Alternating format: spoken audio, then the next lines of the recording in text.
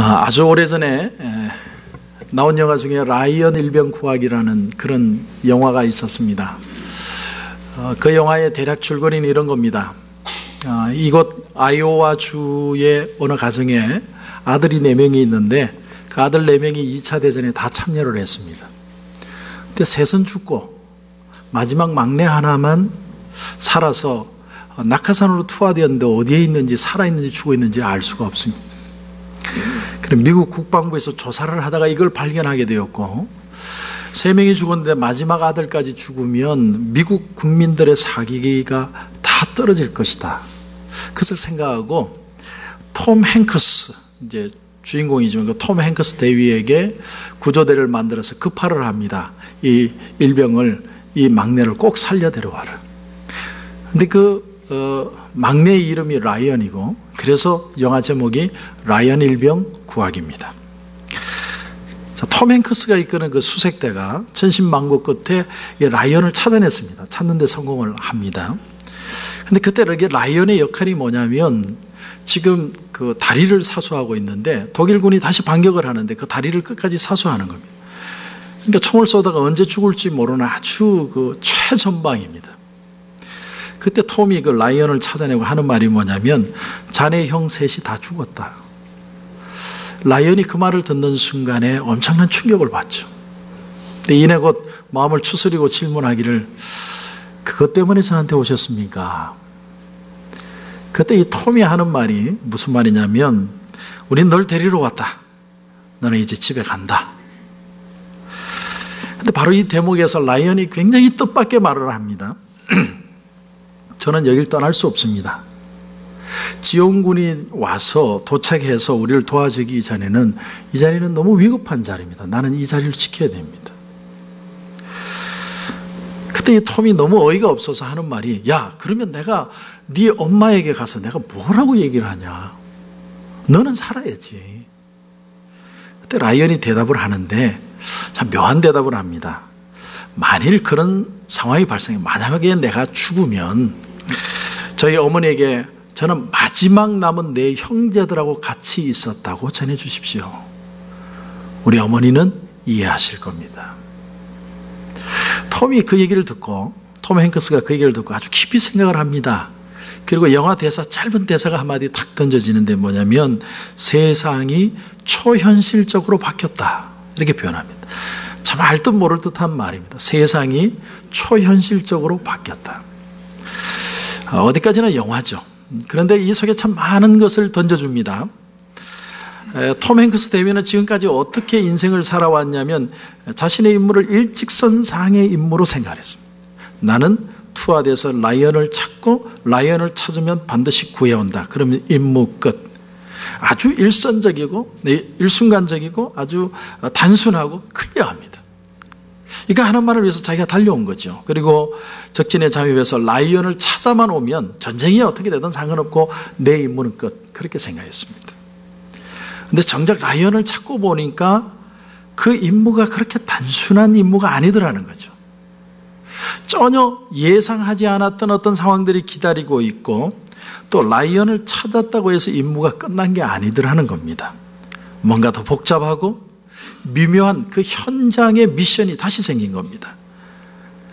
결국엔 영화가 어떻게 끝나느냐 하면 라이언은 결국 떠나지 않고 그 다리를 사수해내서 살아서 돌아오고 톰 행크스는 거기서 전사합니다. 그 영화가 참 많은 걸 우리에게 가르쳐 줍니다. 여러분 우리가 신앙생활을 하는데 신앙 고백은 굉장히 단순한 겁니다. 내가 예수를 믿습니다. 근데 우리의 삶이라는 건 굉장히 천편일률적이지 않고 참으로 복합적이고 그리고 실제적이라는 겁니다. 예수님을 가장 가까이에서 보고 경험하고 느꼈던 사람 중에 하나가 요한입니다. 그 요한이 적은 성경이 요한 1서입니다. 그런데 이 서신을 적은 이유가 있습니다. 그게 뭐냐면 기독교는 아주 이성적이고 실제적이다라는 거예요. 기독교는 단순히 어떤 신비스럽고 몽롱하고 뭔가 막 보일 듯 말 듯하고 이런 게 아니라 신앙이라는 건 현실적이고 구체적이고 실제적인 것이다. 여러분 그래서 성경의 첫 절은 제일 중요한데 첫 절을 한번 보십시오. 오늘 1장 1절을 보시면 태초부터 있는 생명의 말씀에 관하여는 우리가 들은 바요 눈으로 본 바요 자세히 보고 우리의 손으로 만진 바라. 듣고 보고 만졌다. 굉장히 실제적이죠. 신앙은 실제적인 겁니다. 여러분, 어떤 모호하고 추상적인 어떤 잡힐지 않을지도 모르는 그런 게 신앙이 아닙니다. 이 당시 교회의 문제가 뭐냐면 신앙을 귀로 듣고 눈으로 보고 만질 수 있는 구체적인 진리로 신앙을 생각한 게 아니라 그냥 굉장히 신비로운 것이 신앙이라고 착각한 거예요. 무언가 말로 표현할 수 없는 어떤 대단히 신비로운 것, 어떤 그 모라의 지경에 들어가 있는 그런 걸 신앙이라고 생각했다는 거죠. 여러분, 사도 요한은요, 로마가 그 유대 백성을 핍박하던 그 중에도 가장 핍박한 데가 언제냐면 도미티안 황제 때인데 그때에 이 요한이 밤모섬으로 유배를 가게 되죠. 그런데 그 유배를 가서 이 요한이 아주 엄청난 경험을 합니다. 예수님의 계시와 환상을 보면서 요한계시록을 적게 됩니다.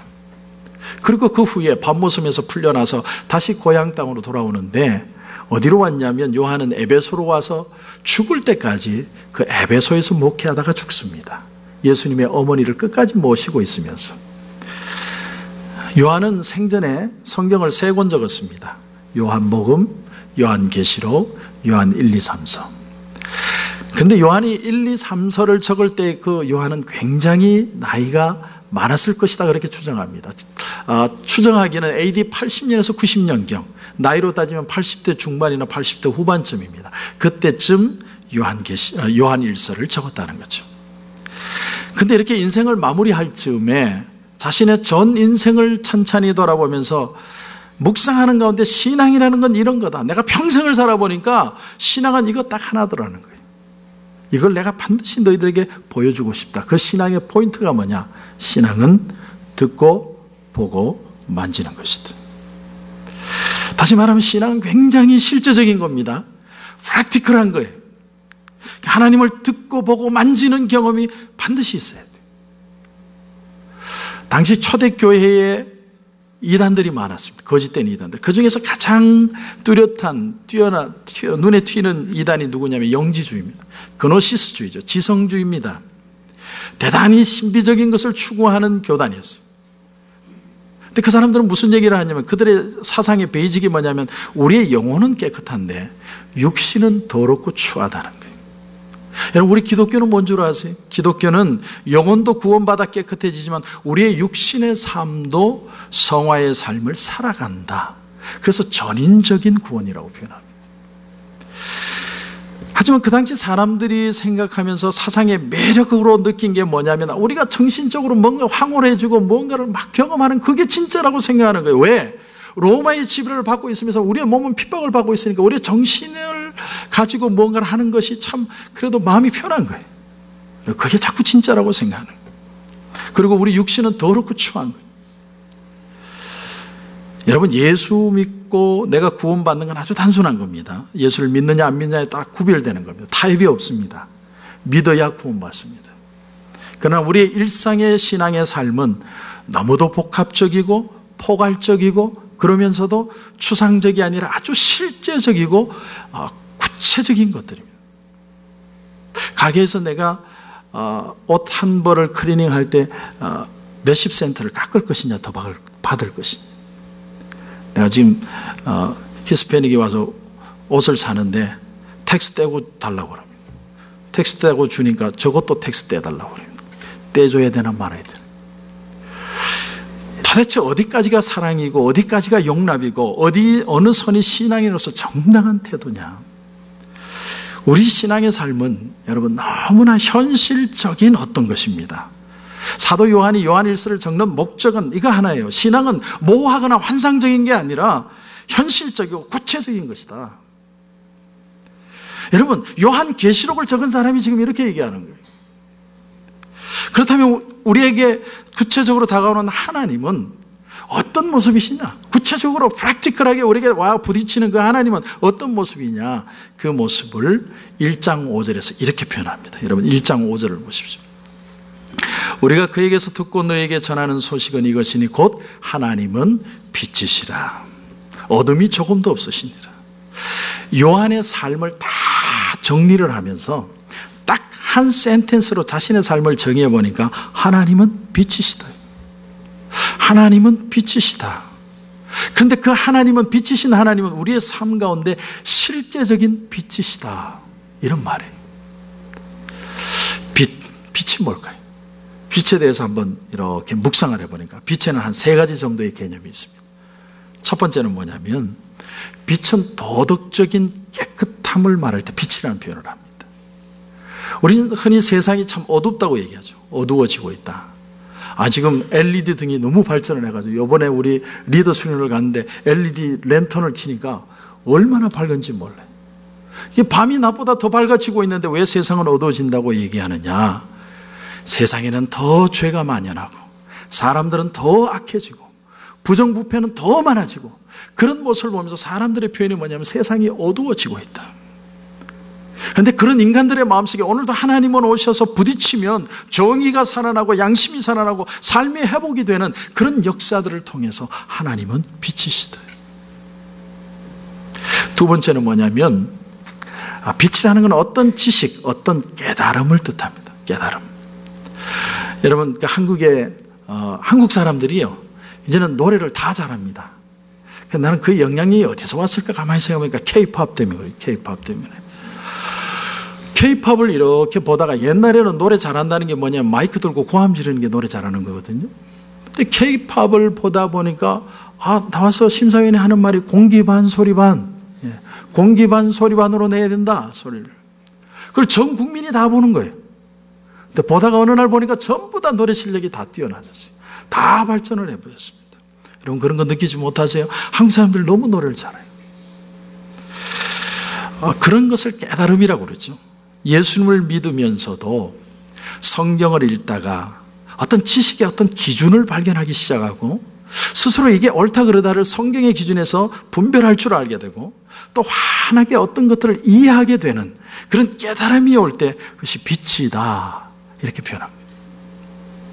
세 번째는 뭐냐면, 가장 중요한 게 뭐냐면 하나님의 성품 자체가 빛이시다라는 거예요. 하나님이 빛이에요.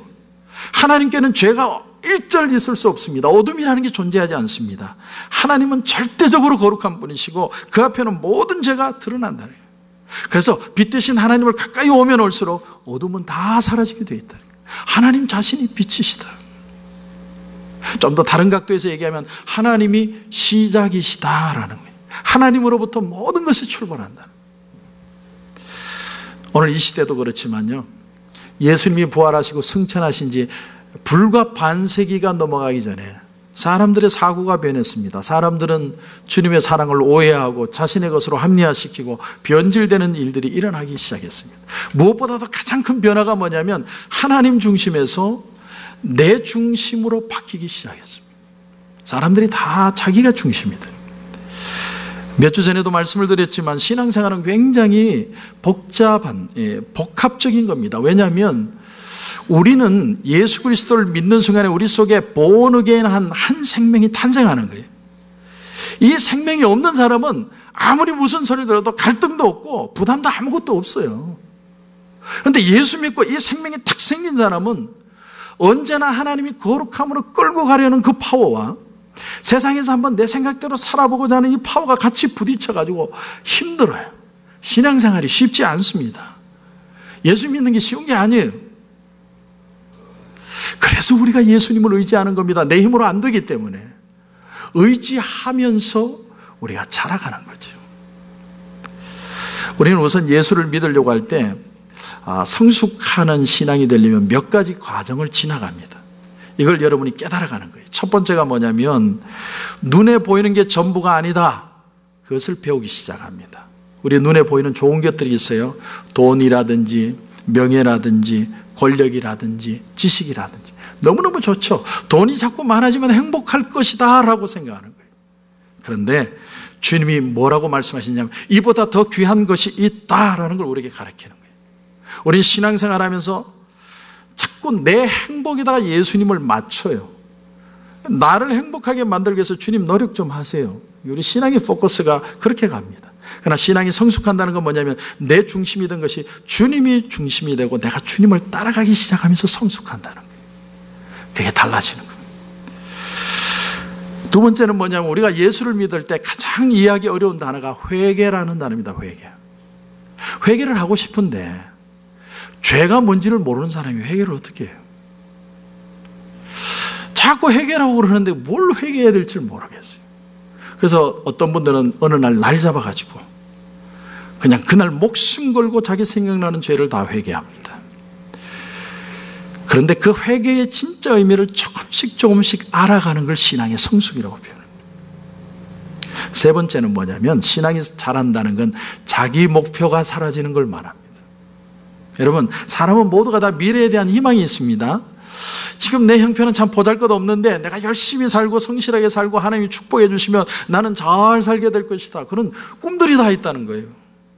근데 예수를 믿으면 주님 앞에 깊이 다가가면 이런 목표들이 사라지기 시작합니다. 하나님이 축복을 안 한다는 말이 아니에요. 여러분 잘 들으셔야 됩니다. 그런데 신앙이 깊어질수록 하나님의 뜻대로 사는 것이 가치 있다는 것을 배우기 시작하는 거예요. 그게 성숙입니다. 신앙이 뭔지 모를 때는 처음 예수 믿을 때는 너무너무 좋아요. 여러분, 이제 하나님을 믿게 됐고 한번 은혜 받으면 얼마나 좋은지 모릅니다. 그리고 내가 은혜 받았으니까 하나님 축복해서 내 부자도 만들어 주실 것이고 나는 죽으면 천당 가고, 그러니까 그런 로망들이 쫙 눈앞에 있는 거죠. 그런데 실제로 성경대로 살아가 보면요, 힘들어요. 쉽지 않습니다. 어려워서 어려운 게 아니라 나를 거부해야 되니까 이게 너무너무 힘든 겁니다. 내가 살아있는 한은 신앙생활 너무너무 어렵습니다. 그래서 신앙은 단순히 예수를 믿는 데서 그치는 것이 아니라 하나님과 사귀는 것이고 하나님과 동행하는 것을 신앙이라고 합니다. 근데 문제는 하나님은 빛이시기 때문에 우리가 빛 앞에 자꾸 가까이 가면 뭐가 드러나냐면 우리의 죄책감이 자꾸 커져요. 왜? 우리의 마음속에 어둠들이 막 드러나거든요. 근데 여러분, 그렇게 하나님 앞에 나가가면서 그런 현상이 일어나는 것은 여러분의 신앙이 도태하는 것이 아니라 여러분이 점점 더 성숙해 간다는 걸 말하는 겁니다. 그동안 천편일률적으로 나는 이거 하고 이러면 오케이 끝이라는 신앙의 단편한 개념에서 이제는 깊이 고뇌하고 생각하고 기어코 주님을 의지적으로 내가 따라서 결단하여서 하나님의 뜻으로 반드시 이루어 나가는 성숙한 삶으로 나아가기 시작한다는 거예요. 자, 그래서 여러분 다음 구절 6절을 한번 보십시오. 6절. 만일 우리가 하나님과 사귐이 있다 하고 어둠에 행하면 거짓말을 하고 진리를 행하지 아니함이거니와. 여러분, 이 당시에 이단들이 진리를 가르치면서 뭐라고 얘기하냐면 우리는 죄가 없기 때문에 회개하지 않아도 된다. 또 어떤 사람들은 얘기하기를 하나님은 모든 걸 용서하셨기 때문에 죄를 지어도 된다.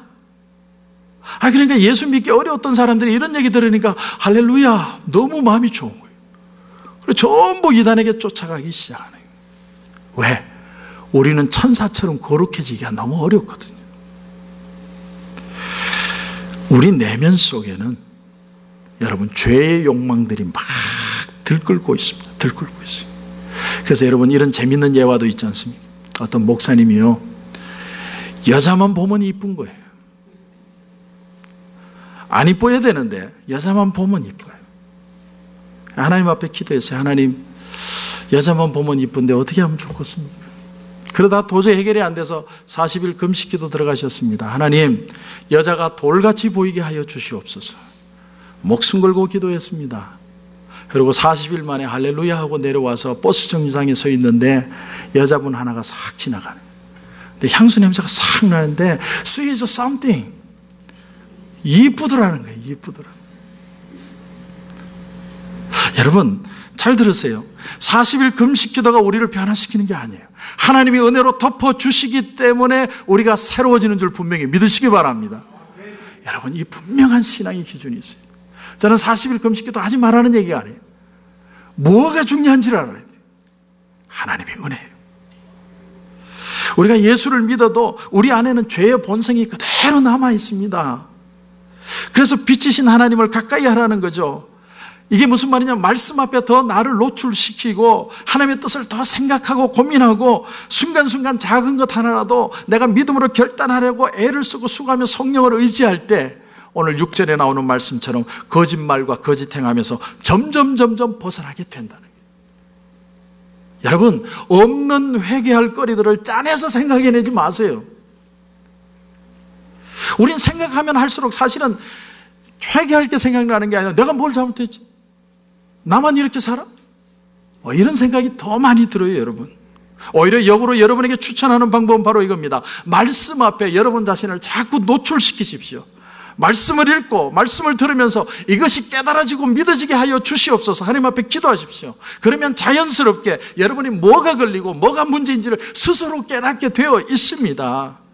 그럴 때, 깨달아질 때 나의 아집이나 내 고집이나 내 노하우를 내려놓고 주님을 의지합니다. 주님께 맡깁니다. 그렇게 기도하면서 하나님을 경험하게 되는 겁니다. 자, 사실 그런데 오늘 요한 1서의 클라이맥스는 4장 16절입니다. 4장 16절. 여러분, 4장 16절 중간쯤에 보면 이런 말씀이 나옵니다. 가장 엑기스가 뭐냐면 간단한 말입니다. 하나님은 사랑이시라. 하나님은 사랑이시다. 이게 요한의 삶의 전체를 한 센텐스로 말하는 거예요. 하나님은 사랑이시다. 그런데 제가 이 말씀을 묵상하다가 오늘 1장 5절에 하나님은 빛이시다는 말과 하나님은 사랑이시다는 말은 결국은 같은 말이라고 생각합니다. 여러분, 우리는 사랑 그러면 뭘 생각합니까? 사랑 그러면요, 불 같은 걸 생각해요. 그들을 보는 순간 그냥 5만 볼트의 전류가 흘러서 지금까지 그 뜨거운 불타는 가슴으로 우리가 여기 왔다. 그런 걸 사랑이라고 생각합니다. 그런데 오늘 요한이 말하는 사랑이 뭐냐면 사랑은 빛이고 빛은 사랑이라는 거예요. 이게 무슨 말일까요? 이게 무슨 말일까요? 여러분, 언제나 보면 고통 가운데 가장 큰 고통이 무슨 고통이냐면 사랑과 관계되어 있는 고통입니다. 제가 한번 얘기를 해볼까요? 여러분, 언제나 사랑이 없는 게 문제입니다. 내가 물질은 많이 주는데 사랑은 안 줘요. 이야기는 많이 하는데 대화는 없어요. 부부가 평생을 사는데 사랑 없이 살아갈 수 있습니다. 저마다 다 많이 줬다고 그렇게 말을 하는데 사실 사랑은 주지 않았어요. 그래서 주는 사람도 마음이 편하지 않고 받는 사람도 뭘 받았는지 몰라요. 그런가 하면 사랑이 변질되어서 거짓의 모습이 되는 게 문제입니다. 여러분, 사랑이 없는 게 아니죠. 사랑은 있어요. 그런데 그게 잘 소통이 되지 않는 게 문제입니다. 난 사랑한다고 얘기를 하는데 저쪽에서는 그걸 사랑으로 이해를 못하는 게 문제입니다. 그래서 변질됐다, 나만 짝사랑하고 있다, 사람들이 오해하는 거예요.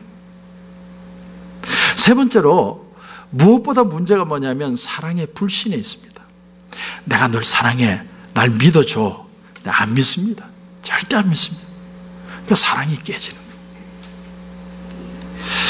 그럼 도대체 어떻게 표현하는 게 진짜 사랑이고 진짜 사랑을 할 수 있는 거냐? 오늘 요한 1서 4장 18절에 보니까 이렇게 되어 있습니다. 4장 18절 보시면 사랑 안에 두려움이 없고 온전한 사랑이 두려움을 내어 쫓는다. 자, 사랑을 마치 빛처럼 설명합니다. 빛으로 가까이 올수록 점점 더 빛이 비출수록 어둠이 물러가듯이 진짜 사랑을 경험하면 할수록 우리의 마음의 오해도 두려움도 변질도 치유되고 우리 속에 사랑이 회복되게 된다. 그런 말입니다.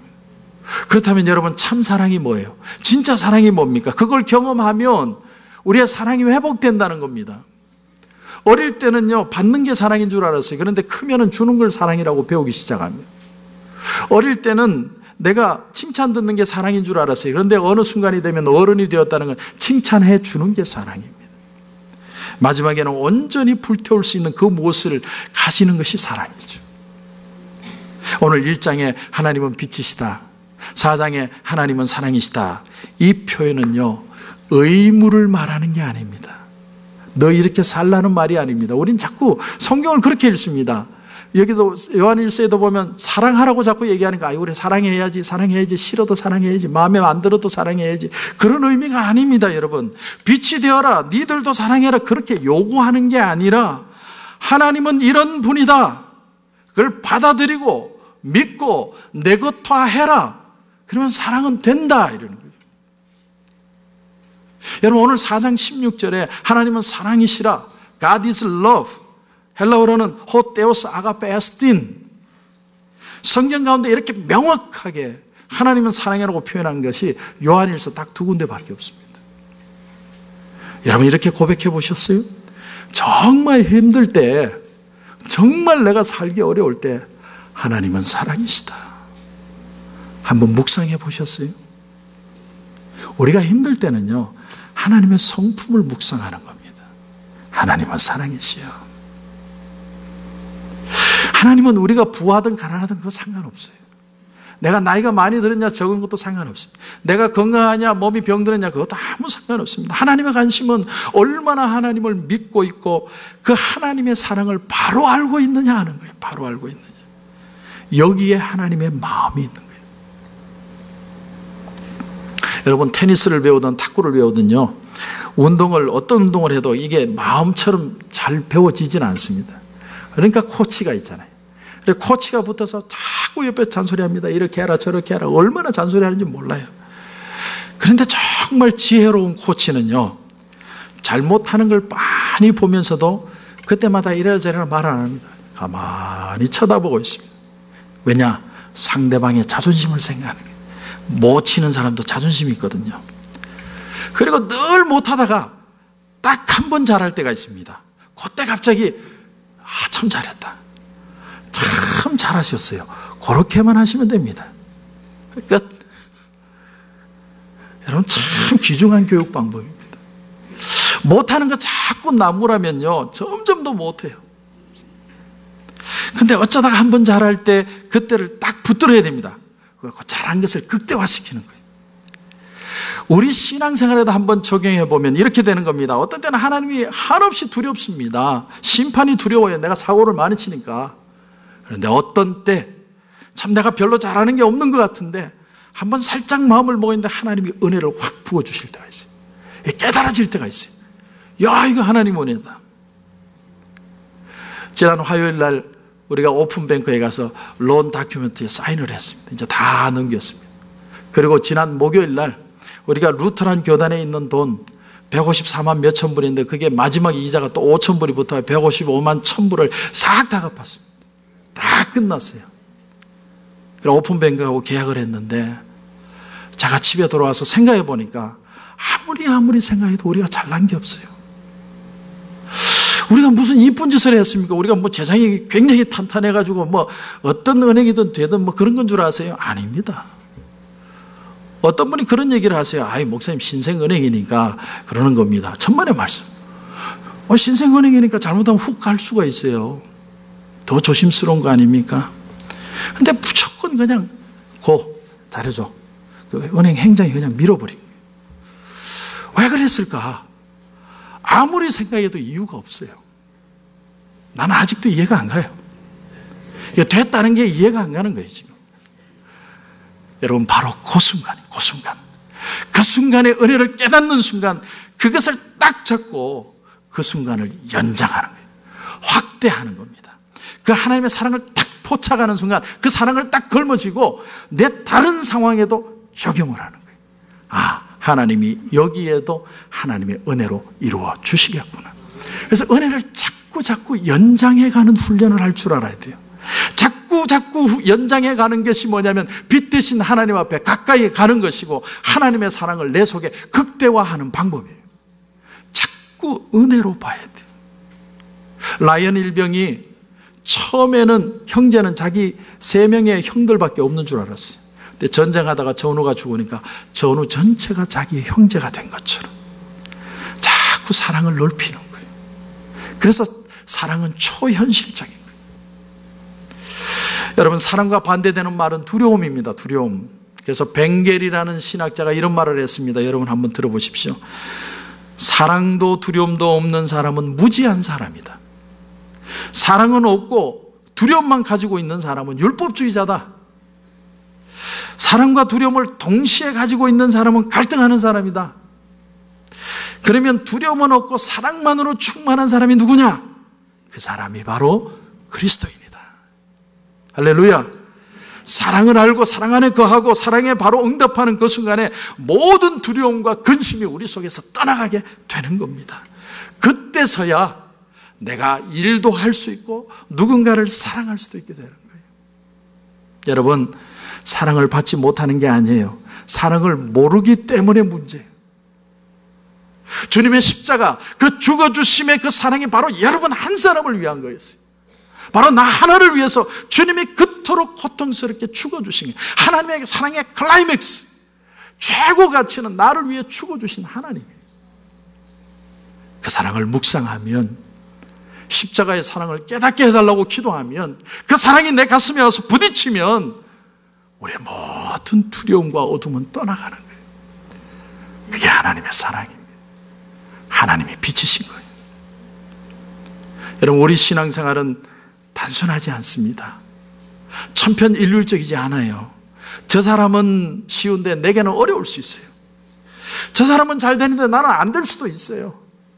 여러분, 저 사람은 이해가 되는데 내게는 오해가 될 때도 있습니다. 우리의 삶은 굉장히 복합적인 거예요. 정말 생각지도 못한 일도 만나고 왜 나는 이런 일을 당해야 되는지 짜증스러울 때도 있어요. 하지만 그런 순간 속에다가 하나님의 사랑을 대입하는 거예요. 나를 사랑하셨던 그 순간에 그 느낌, 그 은혜를 딱 잡고 이 상황에다 딱 대입하는 거예요.